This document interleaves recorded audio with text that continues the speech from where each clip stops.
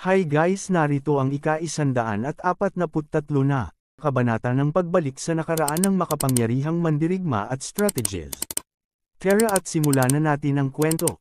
Matapos nilang makita si Holy San Liwo, laking gulat ng mga ito nang makita ang iba pa. Sabi ng lalaking nasa kanan, iyon ay, ang banal na anak ng Thunder Spirit Hall, si Limie. Saad ni Wuyazi, ang banal na dalaga ng Ulan Spirit Hall, si Xin. Banal na anak ng Hangin Spirit Hall, si Fengling. Banal na anak ng Lupa Spirit Hall, si Manba. Pati ang banal na anak ng Kahoy Spirit Hall, si Jinmo, ay narito. Habang nakatingin ang mga ito sa mga banal na anak, napansin ito ni Liwo. Bigla itong nagalit, habang pinagpapawisan naman si Boss Kuto. Tinawag ni Liwo si Boss Kuto, "Mo yan?" Sabay tanong nito, "Ano ang nangyayari?" Ipinaliwanag ni Boss Kuto, "Banal na anak Liwo. Dinakip ako ng mga taong ito, kaya nabigo ako sa aking gawain. Nagmamakaawa ako para sa kapatawaran ng banal na anak." Sabi ni Liwo, "Walang kwentang basura." Sabay utos nito sa kanyang mga tauhan, "Patayin ninyo silang lahat. Huwag ninyong hayaang makialam ang sinuman sa aking plano." Pagsang-ayon ng isa habang nakangiti, "Masusunod." Laking gulat naman ng mga kasamahan ng ating bida. Agad sumugod ang isa at gumawa ng pag-atake. Sumabog ang isa. Tapusin sila. Nagsimula na ang labanan sa paligid. Saad ni Wuyazi, lahat ng tagasunod ni banal na anak Liwo ay nasa rurok na ng Dragon Path Realm. Patuloy ang pagdanak ng dugo. Pumapatak ito na parang ulan. Ang mga dugo ay pumupunta sa isang haligi. Ang dugo ng mga patay ay sinisipsip ng mga haliging ito. Kumikinang-panga ng mahina. Ang mga dinala ni banal na anak Liwo ay ang piling ng piling sa Fire Spirit Hall. Marami sa kabilang panig ng dagat ng apoy ay pangalawang baitang na mga prodigy ng Demon God Sect. Ngunit paano sila makakapantay kay banal na anak Liwo? Nababaliw na ba si banal na anak Liwo? Paano niya kami aatakihin ng ganito? Malamang, kapag nakaalis na tayo sa Divine Flame Pool, iuulat ko ito sa Sect Master at pananagutin ang Fire Spirit Hall. Sumabog na naman ang isang nilalang. Sabi ng isa, "Hahaha, isang grupo ng mga langgam. Orihinal na iniwan ko kayo sa dagat ng apoy para bigyan kayo ng paraan upang mabuhay. Dahil humihingi kayo ng kamatayan, tutuperin ko ang kahilingan ninyo. Patayin ninyo silang lahat para maging sustansya sa pagsulong ng banal na anak." Tuloy-tuloy pa rin ang nangyayaring labanan. Sabi ni banal na anak Limie, napakasama nito. Gumamit ito ng kasanayan, kumulog sa siyam na langit. Nabalot ito ng nag-uumapo na kuryente. Ganon din ang iba pa. Raging sea tides, wind sweep the clouds, ancient wood coils around dragon, earth-shattering stone break. Ang lahat ng ito ay tumama lamang sa matatag na harang. Sabi ni banal na anak Liwo, Anong sayang ng pagsisikap? Ito ang pundasyon ng Heaven Burning Fire Array at ang lugar kung saan nagtatagpo ang lahat ng apoy sa Divine Flame Pool. Maliban na lang kung makasulong kayo sa Martial Ancestor Realm, kahit pa magkaisa kayo, hindi ninyo mababasag ang array na ito. Maghanda na kayong mamatay. Umilo ang mga haligi habang naglalabas ito ng mga pattern. Ang mga haliging bato ay kumikinang. Naglalabas ng matinding aura ang mga haligi. Habang gulat na gulat ang iba sa kanilang nakikita, sinangga ni banal na anak Limie ang isa, habang nanggigigil ito. Makikita ang mga sunog na katawan, habang bumabalik lang ulit sa haligi ang mga aura. Ang kapangyarihang sinisipsip ng mga haliging bato ay lalong lumalakas. Habang nagliliwanag ang mga haligi, gumawa ito ng isang malaking array. Naglabas ito ng pressure. Halos naramdaman ito ng lahat. Sabi ni banal na dalaga Xin, "Kahit hindi ako nasugatan, ang aking lakas ay patuloy na nauubos, at ang aura ni banal na anak Liwo ay mabilis na lumalaki." Wika ng bida, "Inaasahan ko na, ito ang Liwo Soul Devouring Array." Sa isip niya, Ang Liwo Soul Devouring Array, isang espesyal na formation na nagmula sa Heaven Burning Fire Array. Gamit ang mga pamamaraan ng pag-ukit, lahat ng espiritual na enerhiya sa loob ng isa ay inaagos sa gumagamit at maaaring lamunin at gawing sariling kapangyarihan. Hindi natin siya dapat hayaang magtagumpay. Wika ng bida, Wu Yazi. Balak ni banal na anak Liwo na gamitin ang mapanirang kapangyarihan sa loob ng mga katawan ng ibang malalakas na mandirigma para makasulong sa martial sect realm ng sabay-sabay. Kung magtatagumpay siya, mamamatay ang lahat dito. Dapat natin siyang pigilan. Saad ni Wu Yazi, pagsasakripisyo kay Ate Yuzin at sa iba pa para makasulong sa martial sect realm. Sabay sapak nito sa isang nakaharang. Lahat, sumunod kayo sa akin. Mag-uukit tayo ng madugong daan palabas dito. Kailangan nating iligtas ang mga banal na anak at banal na dalaga ng mga spirit hall. Sabi ni banal na dalaga Zin, Wu Yazi. Dalhin mo si Shui Ling at ang iba pa palabas dito at ipaalam sa mga elder. Sa loob ng array na ito, hindi man lang natin magagamit ang kalahati ng ating lakas. Ang pagpasok dito ay tiyak na kamatayan para sa inyo. Sabi ni Shui Ling, Ate Yuzin, kumapit ka. Si Kuya Wu Yazi at ako ay tiyak na ililigtas ka. Sabay labas nito ng kanyang mga buntot. Ginamit ang kanyang kasanayan. Umipekto naman ito sa mga nilalang na nasa kanyang harapan. Sabay sipa agad ito ni Wu Yazi. Saad ni Wu Yazi, walang paraan na hahayaan kong mapahamak ang aking sariling ate nang hindi gumagawa ng kahit ano. Walang paraan na hahayaan kong mapahamak ang aking sariling ate nang hindi gumagawa ng kahit ano. Sabi ng Shokoi, atake. Saan nanggaling ang mga gunggong na ito? Naghahanap ng kamatayan. Sabay mabilis nitong pag-atake. Ngunit napansin agad ito ni Wu Yazi. Sa isip niya, napakabilis. Sabi ni Shui Ling, Kuya Wu Yazi. Sabay gamit nito ng kanyang kasanayan. Napansin ito ng Shokoi, sabay tawa nito dahil mayroon itong baluti na kanyang proteksyon. Sabi ni Shui Ling, isang grade 8 treasure armor. Sabi ng Shokoi, isang baguhan pa lamang sa Dao of the Dragon Realm, isang siyam na buntot na fox spirit, naglakas loob na akitin ako. Sabi ni Shui Ling, Kuya Wu Yazi. Saad ni Wu Yazi, Sok. Sino sa tingin mo ang minamaliit mo?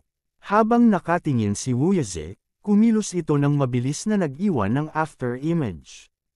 Makikita ang mga after image na nagagawa ni Wu Yazi sa Shokoi. Kahit anong gawing pag-atake ni Wu Yazi sa Shokoi ay baliwala lamang dahil sa ikawalong antas nitong armor. Sabi ng Shokoi, kaya pala, ikaw ay isang inapo ng sinaunang dugong isa sa Divine Blood Fox Clan. Perpekto. Ang pagpatay sa iyo ay magdaragdag sa momentum ng banal na anak sa pagsulong sa martial ancestor realm. Habang nena si Wu Yazi, patuloy ang ginagawa nitong pag-atake sa Shokoi. Sabi ni Shui Ling, Kuya Wu Yazi. Saad ni Wu Yazi, huwag kang mag-alala, hindi niya ako matatalo.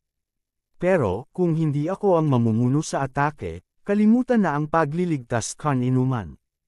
Lahat tayo ay mapapawi. Nasaan si Patriarch Python? Saan siya nagpunta? Wika ng bida, pagsisimula pa lang ng labanan, nawala na siya. Malapit ang bida sa barrier, may sinusulat ito ng mga inscription pattern. Tumatawa lamang si Li Wu sa kanyang mga napapanood na labanan, nang may mapansin ito. Sabi nito, ang force field ng array ay kakaiba ang kilos. Ang pagkagambala sa force field, nandoon iyon. Mayroong sumisira sa grand array. Sabi ng Shokoi, ang batang yun, kailan pa siya nakarating doon? Sa isip ni Wu Yazi, at kailan pa niya isinuot ulit ang damit niya? Sabi ng Shokoi, tumigil sa pakikipaglaban. Kayo lahat, patayin ninyo siya ngayon. Agad sumang-ayon ang isa, opo. Saan nanggaling ang maliit na demonyong ito? Naglakas loob na sirain ang array ng banal na anak, naghahanap ng kamatayan. Maangas na pag-atake ng isa, ngunit nakailag lamang ang ating bida. Pinagpapawisan siya sa kanyang naramdaman. Nakatutok ang daliri ng ating bida sa kanyang leeg. Wika ng bida, ikaw. Sa tingin mo ba'y karapat-dapat kang hamarang sa akin? Tinuluyan ng ating bida ang isa gamit ang daliri. Bumagsak ang walang buhay na katawan. Ano? Paano mo nagawa iyon? Patayin ninyo siya. Agad na sumugod ang mga ito. Nakatayo lang ang bida. Bumigkas ito ng salita, hiss. Wow! Yung mga ito at may lumabas na apoy. May napansin ang mga papasugod. Gumamit na naman ng jutsu ang bida, katul, Gokakyo no Jutsu. Agad na sinara ng bida ang kanyang bibig, at may inaayos ito sa kanyang katawan. Reaksyon ng Shokoi, ano iyon? Mabilis na umatake si Wuyazi, ngunit nasanggalang ito ng Shokoi. Aatake ulit ito. Ang Shokoi ay umiwas pataas, sabay sipa nito kay Wuyazi. Tumalsik sa mga gusali si Wuyazi. Mabilis na kumilos ang Shokoi, sabay atake nito gamit ang kanyang sipa, katapusan mo na. Habang nakatayo lang ang bida, may isang bumubulusok sa kanyang itaas. Malapit na ang Shokoi sa ating bida habang gumagawa ng pattern. Napansin na ito ng bida. Pinangat niya ang kanyang isang kamay. Hinawi lang ito na parang langaw. Habang nagtataka ang Shokoi, reaksyon niya, paano nangyari iyon? Ang sipa ko, kahit ang mga Peak Dragon Dao Realm Warriors ay hindi maglakas loob na harapin ito ng diretsyo. At gayon paman, tinanggap ito ng batang ito ng diretsyo. Gumawa ito ng sunod-sunod na sipa.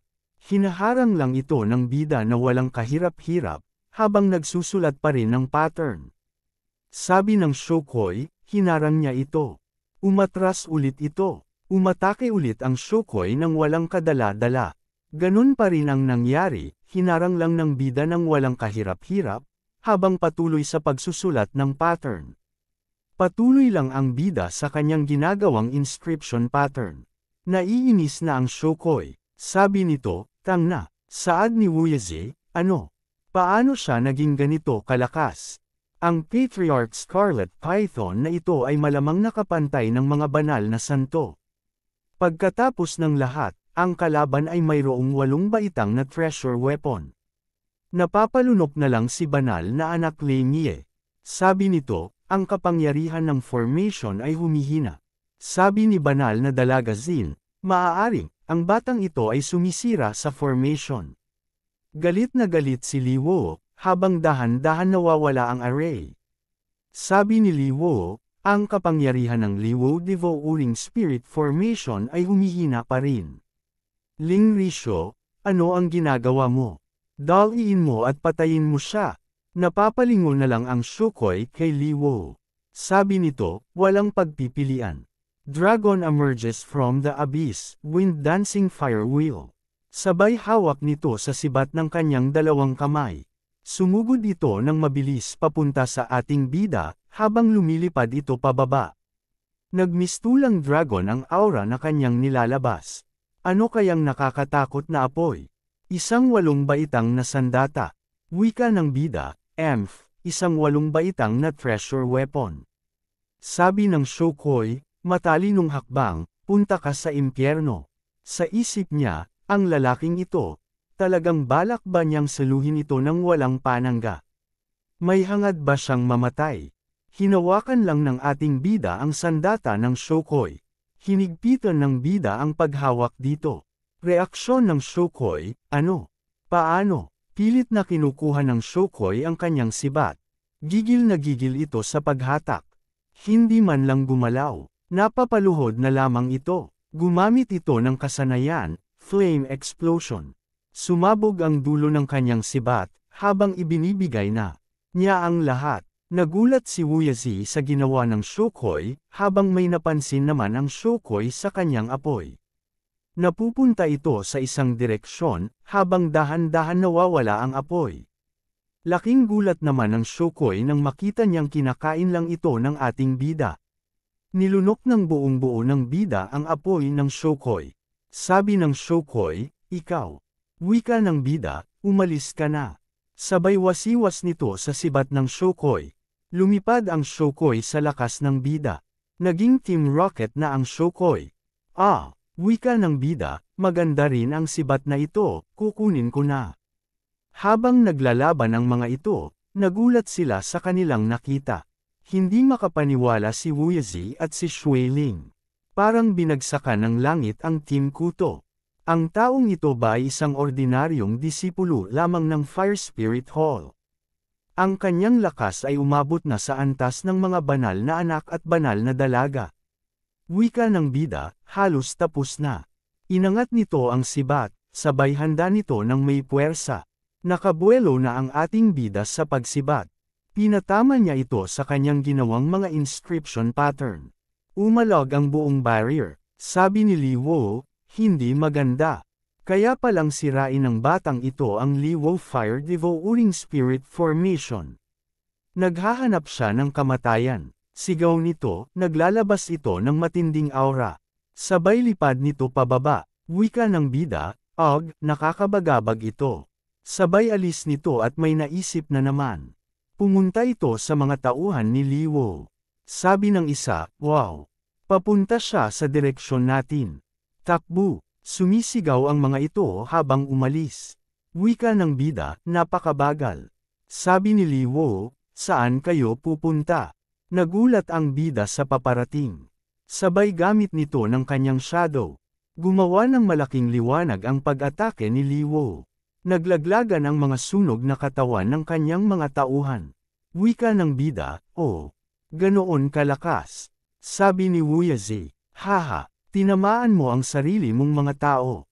Sabi ni Li Wo, nasayang na naman. Nagbuo ito ng bowl ang apoy. Ginawa itong maliit na sibat. Sabay inilunsad patungo sa ating bida. Wika ng bida, ang mga apoy ay naging sibat. Lumipad na naman ang ating bida.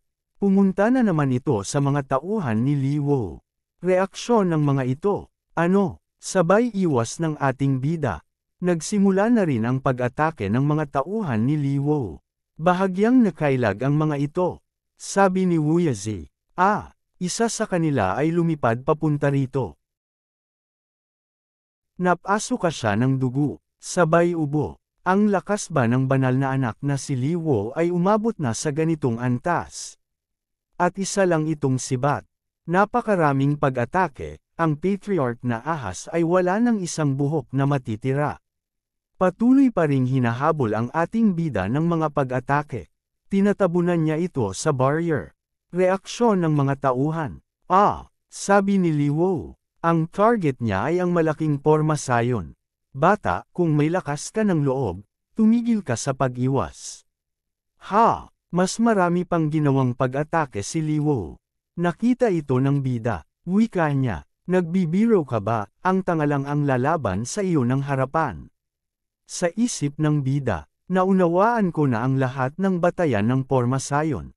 Sige, magpatuloy ka sa pag-atake. Sabi ni Li Wo, paano siya gaanong kabilis? Tuloy-tuloy lamang ang pagtaman ng mga ito sa array.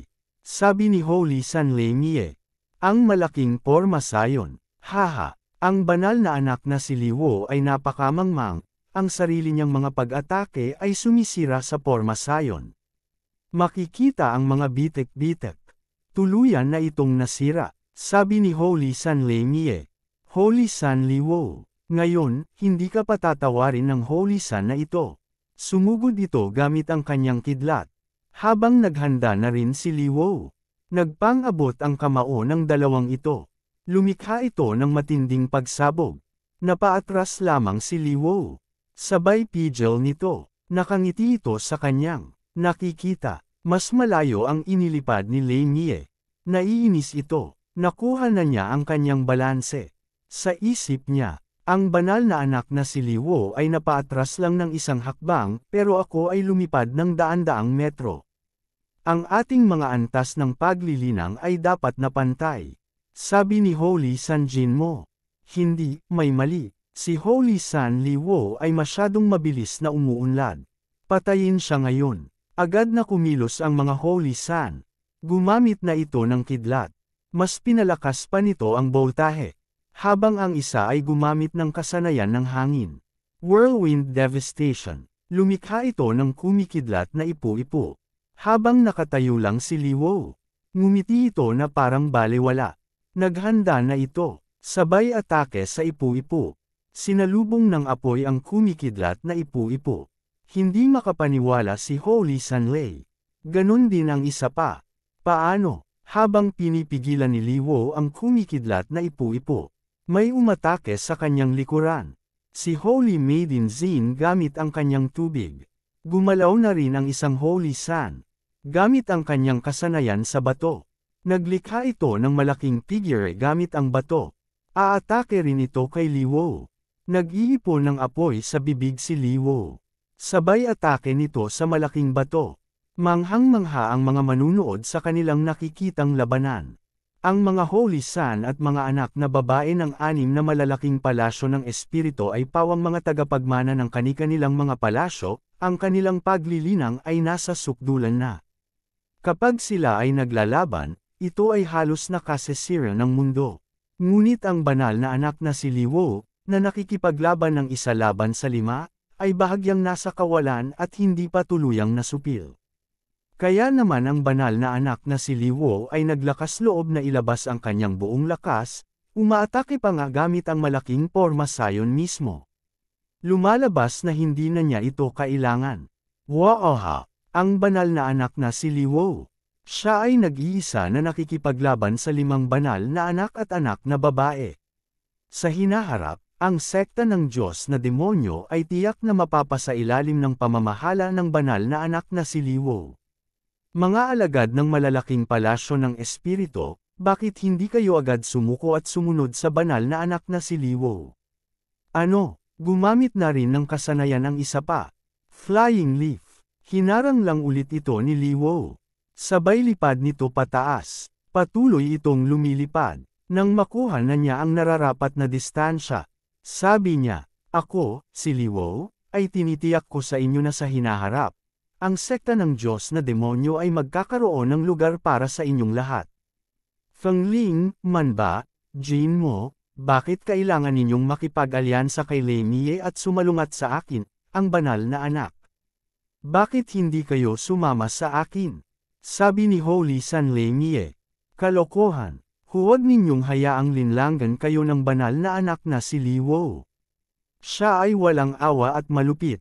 Kung susuko kayo sa kanya ngayon, tiyak na haharapin ninyo ang kanyang paghihiganti sa hinaharap.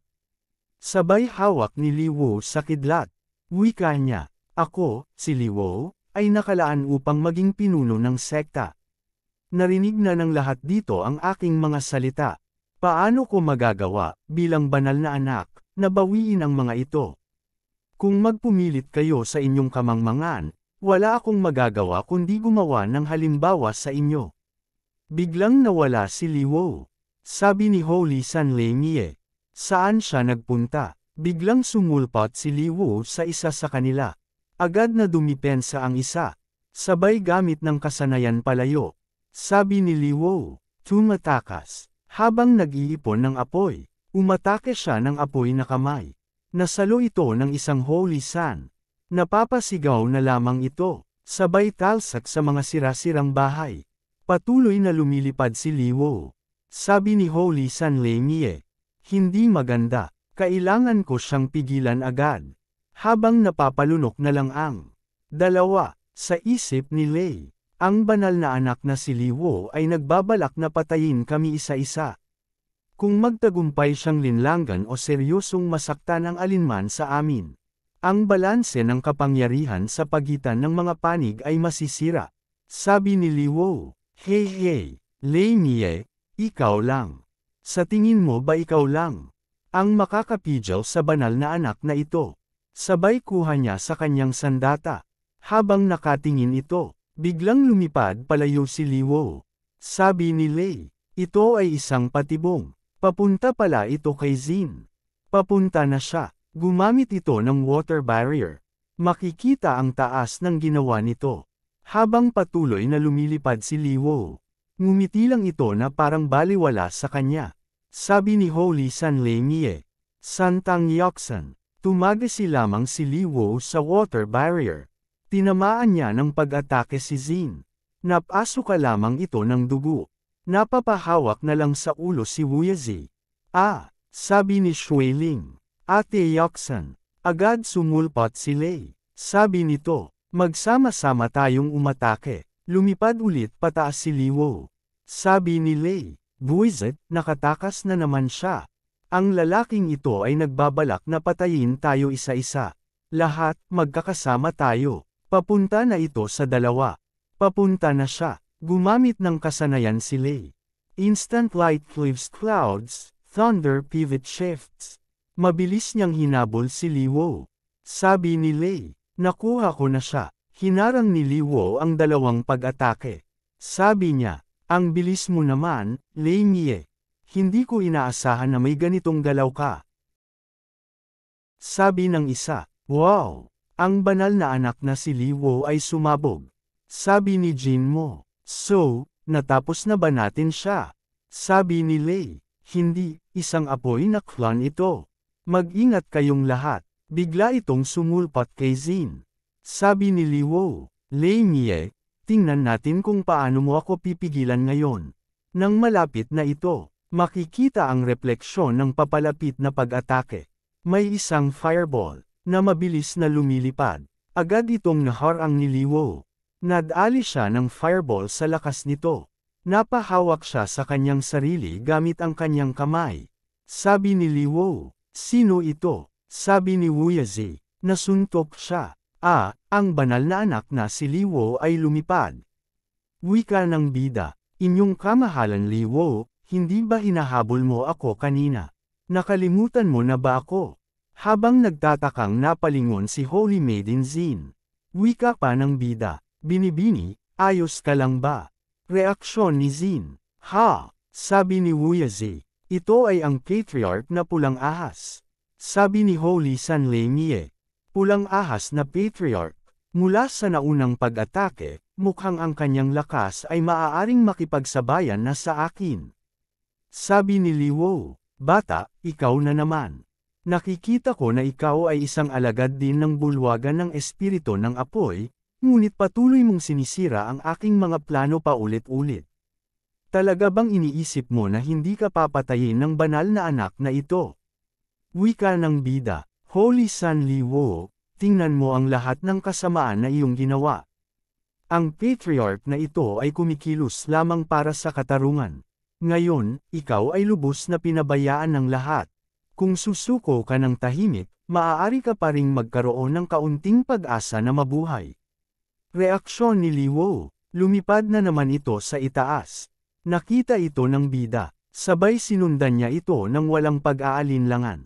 Nakatingin lamang si Liwo sa mga nilalang sa ibaba na nanunood. Sabay tingin nito sa ating bida. Sabi niya, bata, sinira mo ang aking malalaking plano. Ngayon, ikaw ang mamamatay. Inilabas ng bida ang sibat ng Shokoi. Wika ng bida, banal na anak Liwo, talagang iniisip mo bang makakapunta ka sa langit gamit ang Liwo Soul Devouring Array? Napakakatawa, sabi ni Liwo, munting langgam at nang ahas kang kumilos ng mayabang sa harap ng banal na anak na ito. Burning Sky Liwo, katapusan mo na ngayon. Ah, dumiretso siya sa pagpatay. Nakangiti lamang ang bida sa paparating na apoy na dragon. Gumalaw na ang bida. Tumalon siya papunta rito. Sabay tusok ng sibat sa apoy na dragon. Bigla itong sumabog sa maliliit na parte. Ah, sabi ni Wuyazi. Ang lalaking ito, nasira niya ang Burning Sky Liwo ng banal na anak gamit ang isang pagtama. Imposible, ganito ba talaga kalakas ang kapatid na pulang ahas? Sabi ni Shuiling. Ang presensya ng kapatid na pulang ahas. Nagdudulot ito sa akin ng hindi pa nararanasang presyon. Ang galing, sabi ni Holy San Lei Mie. Ang lakas ng taong ito. Maaaring higit pa ito sa atin. Kailan pa nagkaroon ng bulwagan ng espiritu ng apoy ng ganitong henyo? Sa isip ng bida, si Ate Yuyan ay isang martial master, paano hindi magiging makapangyarihan ang kanyang mga apoy? Ang banal na pool ng apoy na ito ay humihinto sa mga nasa itaas ng daan ng Dragon Realm. Ako ay hindi matatalo dito. Sabi ng boss Kuto. Siya, sino ba talaga siya? Sa ating nakaraang pag-aaway, dapat ay pinigilan niya ang kanyang tunay na lakas. Naghahanda ang bida sa kanyang gagawin. Bigla siyang naglunsad ng pag-atake ng sibat kay Lee Wo. At dito nagtatapos ang kabanata. Maraming salamat po.